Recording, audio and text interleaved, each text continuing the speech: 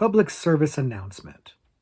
If you find your body suddenly sprouting tentacles or extra appendages or green moss, pieces of metal, or even a whole other person, for the love of God, go to the doctor.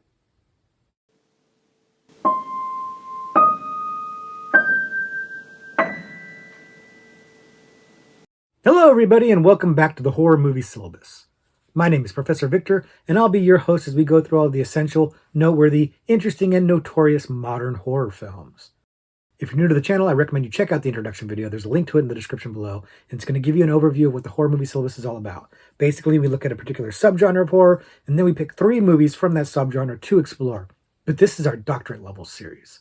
This is where we revisit a subgenre that we've already covered in a previous video, do a quick recap of what we talked about, and then pick a new 4th Doctorate Level selection. Something that's maybe a little bit less mainstream or a little deeper cut, or just something that's a little bit different from what we had before in the original video for us to talk about and just keep the party rolling when it comes to talking about these subgenres. And today, we're revisiting the body horror subgenre.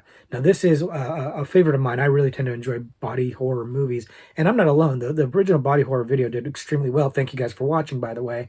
And it's obviously got a lot of fans. It's got a lot of people who are interested in it, and I think it's because the movies tend to be gory, frankly. These movies tend to have a lot of really fun gore, oftentimes practical effects, which is great. And the movie's gore is really centered on like body transgression, like bodies basically betraying us, like our own bodies betraying us, rather than some sort of external thing hunting us down. It's like coming from within. It's like our body itself is our enemy at that point. And I think that tends to resonate. I think it tends to tie into people having insecurities or having internal turmoil and stuff like that. And that kind of is something we talked about a little bit in the previous video, is kind of the drive of a body horror film. Because sometimes these body horror movies, the transformation and the gore and the stuff that's happening to the body is kind of allegorical. It's kind of like symbolic of something, some sort of psychological condition or some sort of societal condition, or it's trying to make some sort of statement with the body horror and the gore. It's got a meaning behind it. It's got some sort of importance behind it. Basically, it's got something to say. And then sometimes it just wants to be fun. It just wants to have some cool practical effects or some gory stuff, and it just wants to have a good time engrossing you out.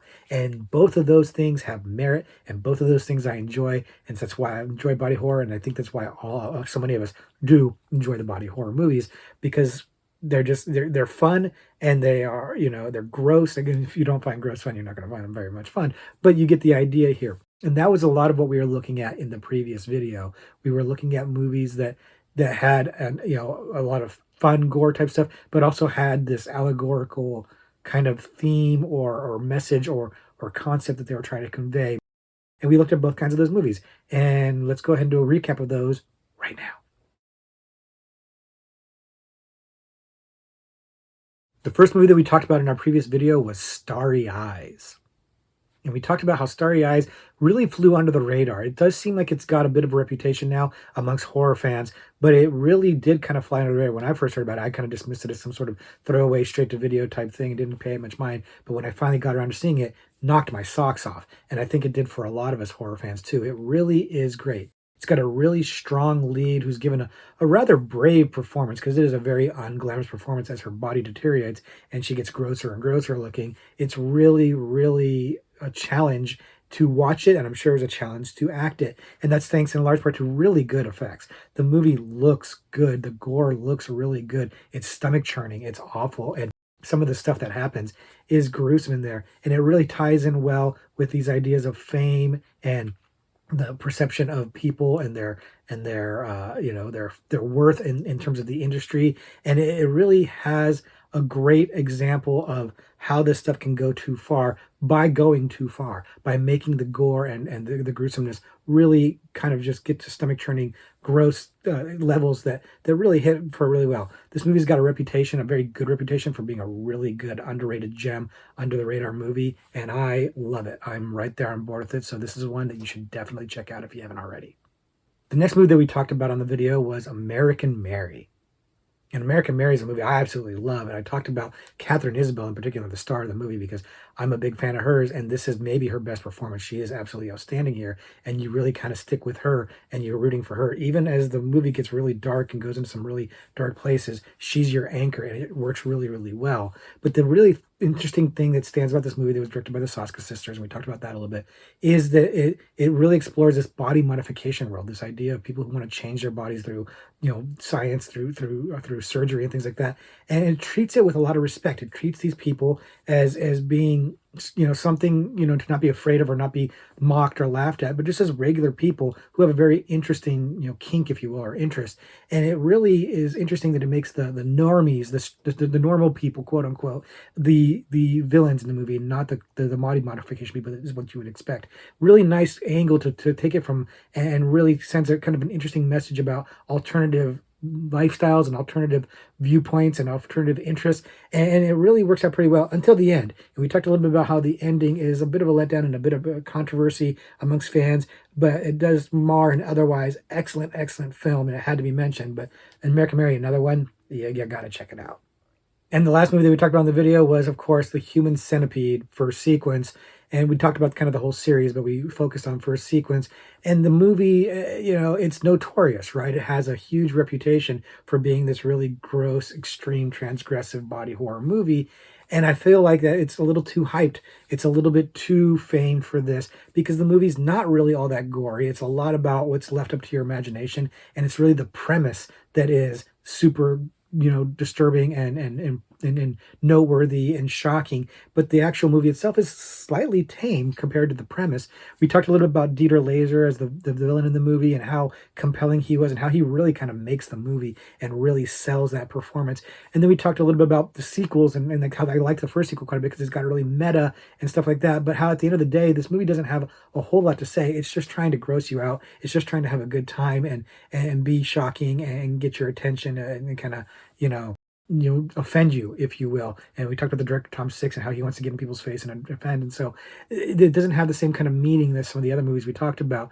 But again, still a good time if you're into that kind of thing. And I'm into gore and stuff like that. So this one maybe doesn't live up to its hype, but it's definitely one that is kind of, pretty well known, and you kind of need to check it out if it's up your if you're into that kind of thing. So those are the movies that we looked at in the previous video, and now it's time to dig into a new fourth doctorate level selection.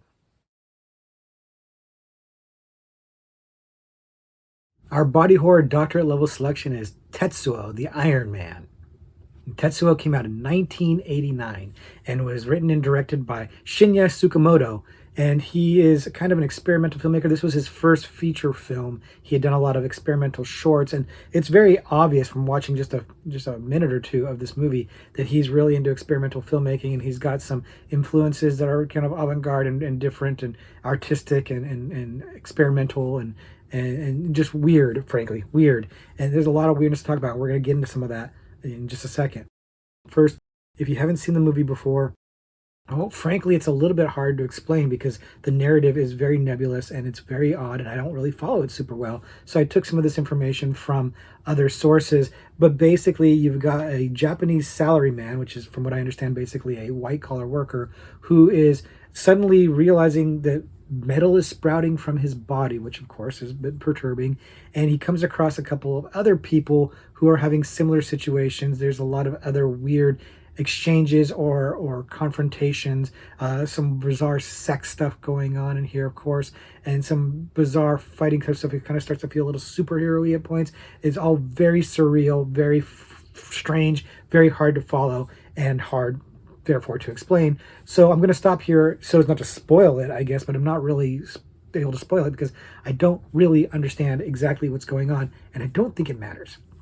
Like I said, Tsukamoto is an experimental filmmaker. He's trying to make art. He's not really trying so much to tell a story as he is trying to convey an emotion or convey a feeling, and I think he's successful at that because the movie is really full of just really strange images that are oftentimes very disturbing. The movie's in black and white, which I think may have been in part due to budget issues, but I think it also kind of just adds to this surrealism of you're not really quite sure what it is you're looking at on the screen. in a good way for the most part, because I think, paying too much attention to the details, especially getting a very low budget movie, he basically doing it as a DIY, do it yourself film, kind of a backyard film. He's doing it on his own. And so the money's not really there to do like really crazy, interesting visual effects. But what money he does have, he's making it work. And I think in part because of how he's shooting it. You don't really get super close looks at the gory stuff and the body modification stuff or the body transformation stuff, really, as his body starts to grow metal on it and stuff like that, and he starts to turn into something kind of monstrous and industrial. And I think that his decision to show this in less detail makes it work. It makes it more disturbing, and he's focused on these images and not really so much on the narrative. Like I said, when I watch the movie, I have a hard time understanding what the hell is going on. And I doubt that I'm alone on this.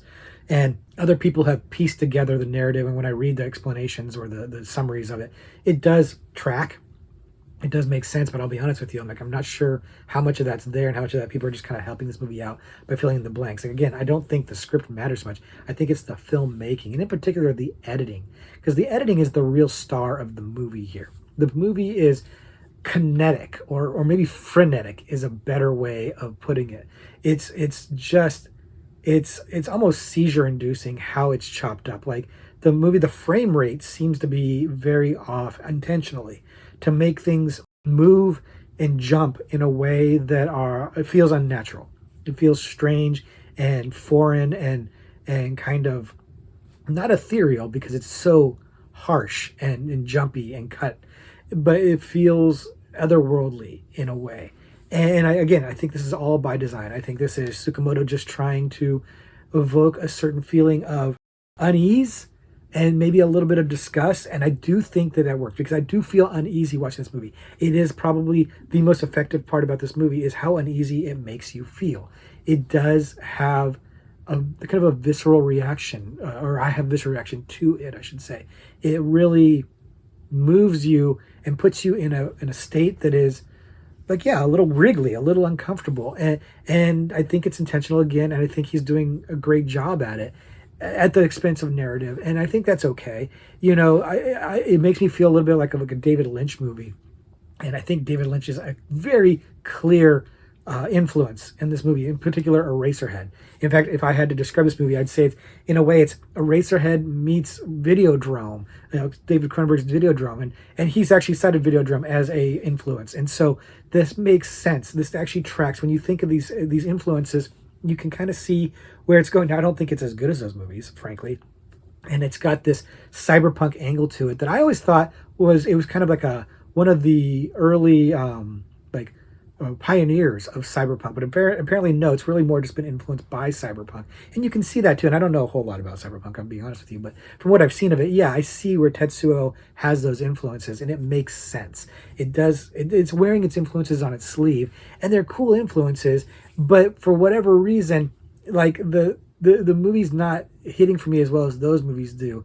And I think it's because the themes of the movie are a little unclear to me, or maybe better yet, they don't quite resonate with me, because I've done some reading on this movie even before this video, and there's a lot of ideas about what it might be about. And one of the ones that seems the most popular or the most logical and making most sense to me is that it's kind of about office life, because he has this businessman and he's kind of turning into something else, and it kind of seems like maybe it's speaking to the monotony of office life and how it just kind of turns you into some sort of drone or something like that, and you don't have this freedom. And sure, I can see that theme in there when you spell it out for me, but it doesn't really resonate with me. It doesn't hit me. When we talk about like Eraserhead or Videodrome, there's something about those movies that kind of hits for me, and I can connect to in some way. Even though they're strange movies, I can connect to something there that makes me latch onto it or understand it or feel it a little bit in a way that I don't latch onto with Tetsuo. I'll be honest, this is not a favorite movie of mine. I know there's sequels to it. I haven't bothered to see the sequels because I don't love this movie, but everybody else does. It's a cult favorite. Like, I'd say everybody else does, but like the people who know, right? And there's a lot of love for this movie and a lot of fans. It's got a cult following for it, and I don't begrudge anybody that, because I do think it's an effective movie. And I don't know if I'd go so far as to say a well-made movie in the objective sense of like, I don't know what the hell's going on. I don't know what hell I'm looking at. It's very frenetic and kind of all over the place. But I think all of that's intentional. And so in that sense, I think it is actually well made, because I think that, Tsukamoto is trying to do more about tone and vibe and feel than he is about narrative and understanding and even composition. I think he really is just trying to make a disturbing, off-putting movie. Mission accomplished, man. He did a great job here. So I can understand and appreciate the filmmaking from an artistic standpoint, if not from a traditional filmmaking standpoint. I don't think he might be all that good of a traditional filmmaker, but I think as an artist, as an impressionist, I think he's gangbusters. I think he's doing a great job here. So I felt like I should bring this one up. In fact, I actually thought about putting this on the syllabus proper before. I just got edged out by movies that I felt more strongly about. But I thought this was the time to bring this one up and talk about it, because again, it's got that cult following, it's got that notoriety, but it's not a mainstream movie by any stretch of the imagination. The Gen Pop is not checking out Tetsuo at all. They say Tetsuo the Iron Man, they hear that and they're thinking Robert Downey Jr. You know what I mean? So this is not a mainstream movie, and it's not meant to be. It really is like an avant-garde art piece. And I think that there's a lot to appreciate about that. There's a lot to appreciate about a guy who does it all himself, who has a vision or an idea, and he sees it through, and he does it the way he wants to do it. And kind of, critics be damned and viewers be damned. Just, you take from it what you take from it. I don't get as much out of it. I don't get nothing out of it. I get something out of it. But I don't get as much, or I don't get as much enjoyment out of it as some of the fans that love the movie do. But that's not to disrespect their opinions or their feelings, because everybody reacts to art in a different way. So I'm very pro Tetsuo. I just don't watch it a lot. I'd seen it once before, and I don't think I'd revisit it again until I watch this for this video, and I probably won't watch it again anytime soon because I don't love it. But I respect everybody who does, and so I wanted to talk about it and mention it here for those of you who haven't seen it. I don't know how you'll react to it. Like I said, I don't love it, but I'm not discouraging anybody from seeing it at all. Check it out and make up your own mind about it. But be aware, if you're looking for story or narrative, you're going to be disappointed. Just go in there looking for a vibe and just like let it unsell you, let it thrill you. It's got a lot of weird influences, man. There's part of it that feels like a superhero movie, which again, the Iron Man connection is kind of funny, but it's all over the place, but it's a wild ride, and you might be down for that wild ride. So check it out, and of course, let me know what you think. And for fans who love it, let me know if I'm missing anything, because I'm sitting here talking from my perspective, and maybe you guys have additional insights to bring to it about why this movie is so beloved. I'm down for hearing about that. Share it with all of us in the comments and educate us, because this movie, like I said, it's got its following, it deserves its following, and I needed to talk about it on the syllabus, so here we are. So that's going to do it for our doctorate level selection for body horror, but I've got an extra credit movie for you that is a doozy. It's a great one. So here we go. Our extra credit movie for today is The Substance. The Substance came out in 2024 and is directed by Coralie Farge, who we've talked about before, who is the director of Revenge, which is a movie we really enjoyed, which was in the revenge subgenre, of course. And she did a great job on that movie. So I was very excited to hear or to see what she did on this movie. And the buzz on this movie was super strong. So I was very excited to go see this one. And it managed to live up to my very lofty expectations, which is saying a whole lot. And we're going to get into all of that in just a second. First, if you haven't seen it before, the movie is about an aging TV star who's being forced out of her role and being replaced by a younger woman because she has turned 50 and the industry is cruel. And she finds out about this illegal drug, or this illicit drug called The Substance, that can enable her to live as a better, younger, prettier, more perfect version of herself. She can't resist the allure, so she takes the medicine and is indeed turned into a better version of herself, quote unquote better. And then there's a lot of rules that go along with this, and the hijinks abound because you don't follow the rules. And I'm going to stop there so as not to spoil it too much. But this is a must-see movie, guys. This one is as good as everybody's saying it is. It's wonderful, and it starts with Coralie Farge and her direction. She's the writer and director of this movie, and just like in Revenge, she is bringing it. She's, in fact, more so here. Her use of color and use of camera angles, the camera work in this movie is fantastic. She's putting you right up in there. She does these intense close-ups of people and things that really do highlight what she's trying to do with this movie, which is to make some commentary about this industry and about society at large and how we view youth and beauty, and conversely how we view aging and femininity, in particular the female body. It's really all being fixated on in the direction of the movie, in the camera work and the cinematography, on purpose to highlight and underscore us. The male gaze in this movie is thick. And again, female director, and it's on purpose. You got two actors here, Demi Moore and Margaret Qualley, and they are both exceptional in the movie. We're going to get into both of them in just a little bit, but they're both beautiful women, and they do a lot of nudity in this movie. And the camera is really kind of gratuitously showing a lot of the nudity, and in some cases just really focusing and fixating on the body in the most extreme version of a male gaze you'll ever see. And it's all intentional to really underscore that this is how movies actually get made, and this is what people actually look for and want, and this is what studios actually produce. And the caricatures of the studio people, in particular Dennis Quaid, who plays like the studio exec who's firing Demi Moore's character and hires Margaret Qualley's character, not realizing it's the same person, and how big he plays it, and how caricature all of the men in particular, but basically all the characters are just caricatures. They're really like comically, ridiculously awful people, and by extension, the male gaze in this movie is comic and ridiculous as well.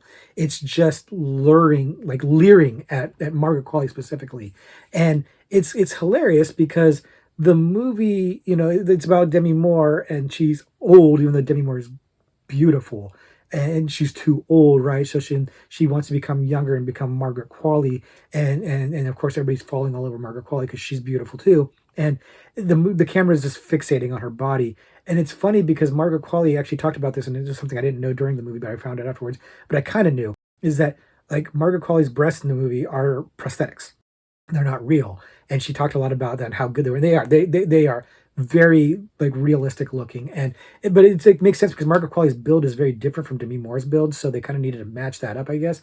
But it's funny how much the camera fixates on this, and it's not even real. And I think that's an extra meta layer of what this movie is telling you about, and how superficial and surface level and fake all of this is. And Margaret Qualley's character and the fakeness of her body is a kind of a fun meta thing. Meanwhile, Demi Moore and how great she looks, and how the movie is still trying to focus on the flaws, like super intense close-ups on her face to show that she's got age lines on her, and just like people are calling Demi Moore brave in this performance, and I would definitely agree with that. But I'll take it a step further. It's one of the best performances she's given in years, and maybe one of the best performances she's ever given. She is phenomenal in this movie, and Margaret Qualley holding her own against it too. They're both exceptional here. But Demi Moore, bearing all her, her body and everything like that, in her 50s and everything like that. And again, she looks amazing, but the movie is trying to highlight that even somebody who looks amazing has these insecurities, has this concern, because A, it's internal insecurity, and B, it's external insecurity, as the world is telling you what is beautiful, and it's always younger and hotter and sexualized and everything like that. And so the message is very, very clear here, but it's also being told in this very fun and kind of surreal, almost campy way.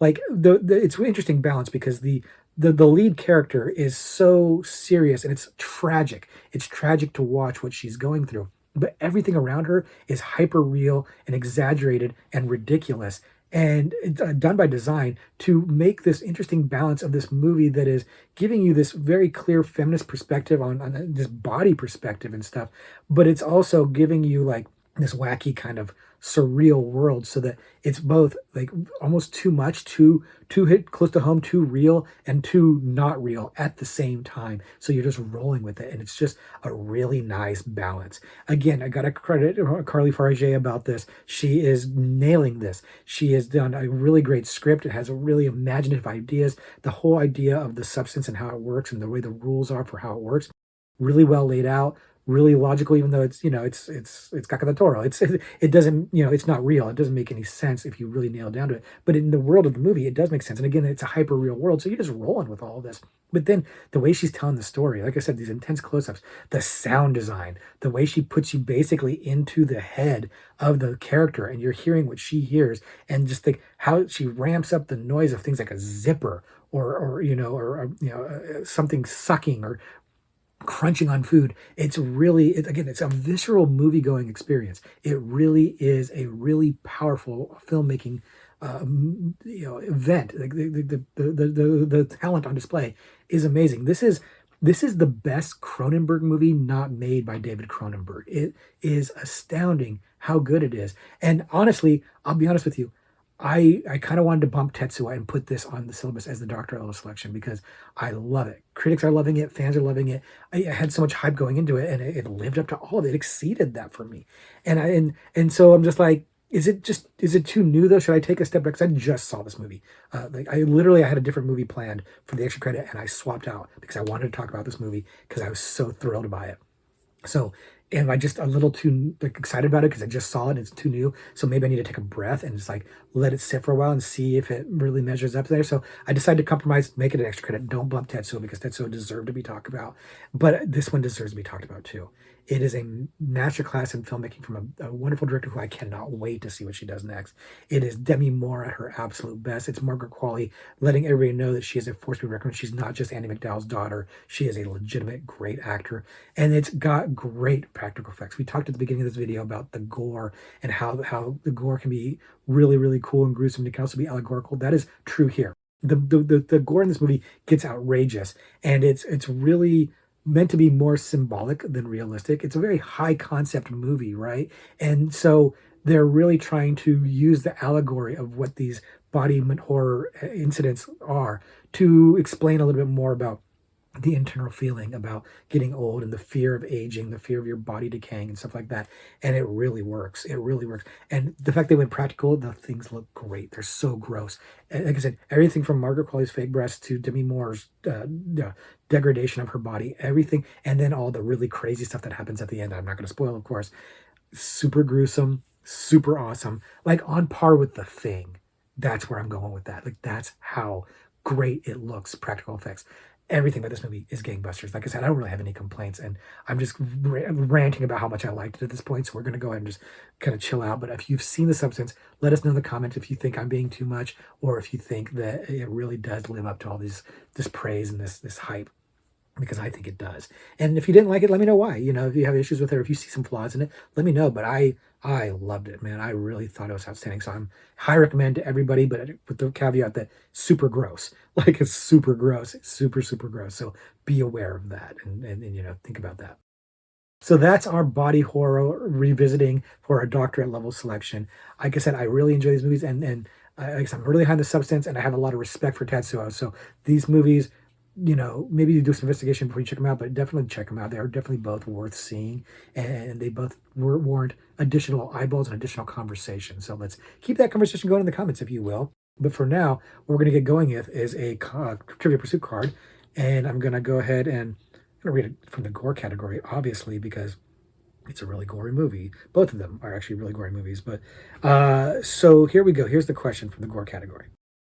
2009's The Final Destination is what number film in the Final Destination series?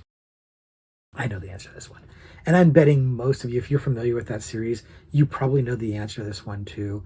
And yeah, I'll give you one little hint. It's not, if you know how many films are in the series, don't assume that this answer is as obvious as it might seem. So that's my little clue to you. But I love the Final Destination series for the most part. I will say that I think this is the weakest entry in the bunch. This is the one that I definitely don't love. All the other ones I really, really like or love.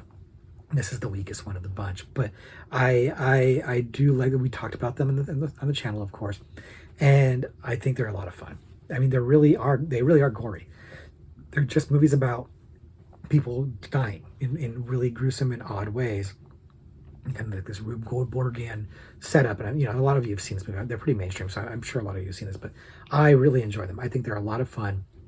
Not for everybody necessarily, but they are super gory fun, and I like gory fun, as I've talked about before many times. So, yeah, I like these movies, and this is an easy one for me. It's an easy question for me. I don't know if it's an easy question for you. So, I've given you some time to think about it and make a thought, make a guess or whatever. So, lock your answer in. I'm going to make my answer. My answer is, of course, the fourth movie. The Final Destination is the fourth movie, and I think they probably meant it to be the last one.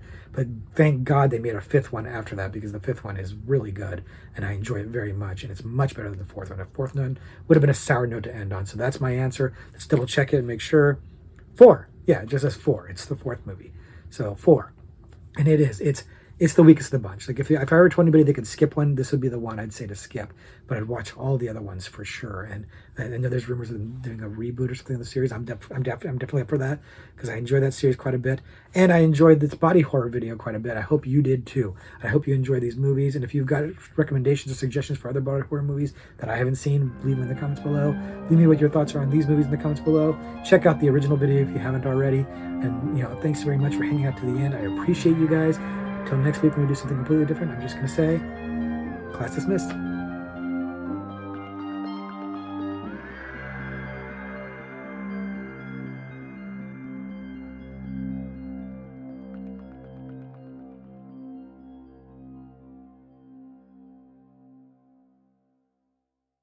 And not like some whack job doctor like Dr. West. Go see like a real doctor, like an actual MD, a practicing MD. Get it taken care of.